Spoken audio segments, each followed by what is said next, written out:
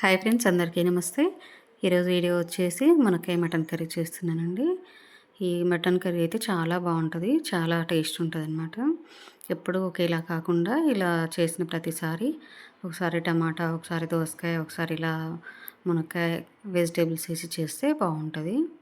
అందుకోసం ఈసారి అయితే నేను మునక్కాయ వేసి చేస్తున్నా. మునక్కాయలు అయితే పైన ఉన్న పొట్టు తీసి శుభ్రంగా కడిగి పెట్టుకున్నా. ఇంకా మటన్ కూడా కడిగి పక్కన పెట్టుకున్నా. దీనికోసం కుక్కర్ తీసుకొని ఆయిల్ అయితే వేసుకుంటున్నా. కొంచెం జీలకర్ర, ఆవాలు, ఇంకా మినపప్పు ఉంటాయి కదా, వేసుకున్న తర్వాత కొద్దిగా అయితే స్పైసెస్ వేసుకుంటున్నా. బిర్యానీ ఆకు, యాలకులు, ఇలాచి, లవంగాలు ఉంటాయి కదా, కొద్దిగా షాజీరా వేసుకున్న తర్వాత ఆనియన్స్, పచ్చిమిర్చి కూడా వేసుకొని కొద్దిగా ఫ్రై చేసుకోవాలి. ఇప్పుడు వచ్చేసి పసుపు, కర్రీకి తగినంత పసుపు అయితే వేసుకొని వీటిని కలిపి కొద్దిగా ఫ్రై చేసుకోవాలి.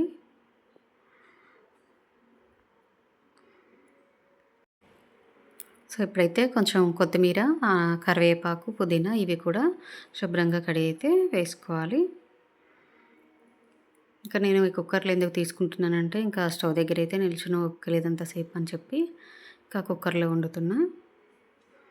ఇంకా కొత్తిమీర, పుదీనా, కరివేపాకు వేసుకున్న తర్వాత అల్లం వెల్లుల్లి పేస్ట్ కూడా యాడ్ చేసుకోవాలి. నాన్ వెజ్ అనేసరికి అల్లం వెల్లుల్లి పేస్ట్ అయితే ఫ్రెష్గా ఉంటేనే టేస్ట్ ఉంటుంది, బాగుంటుంది. కానీ నేను ప్రతిసారి కూడా ఫ్రెష్గా చేసుకొని వేసుకుంటా అల్లం వెల్లుల్లి పేస్టు. ఇంకా ఇప్పుడైతే కడిగి పక్కన పెట్టుకున్న మటన్ యాడ్ చేసుకుంటున్నా. ఈ మటన్ వచ్చేసి 1/2 కేజీ. ఇంకా దీంట్లో కొంచెం సాల్ట్ కూడా వేసి కలుపుకోవాలి.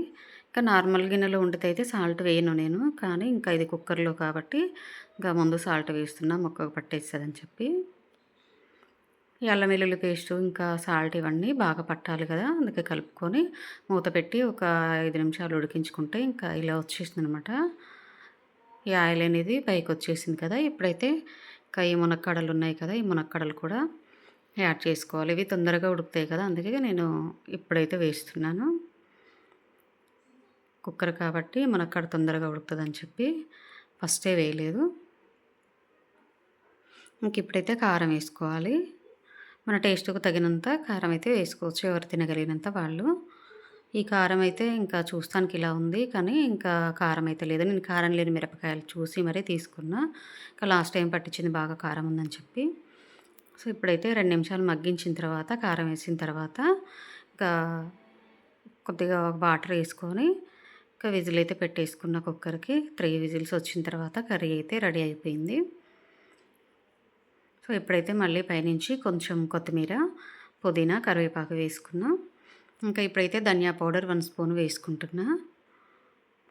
కొద్దిగా గరం మసాలా, ఆల్రెడీ మనం ముందే వేసాం కదా పోపులో, హోల్ గరం మసాలా, అందుకని కొద్దిగా వేసుకుంటున్నా గరం మసాలా.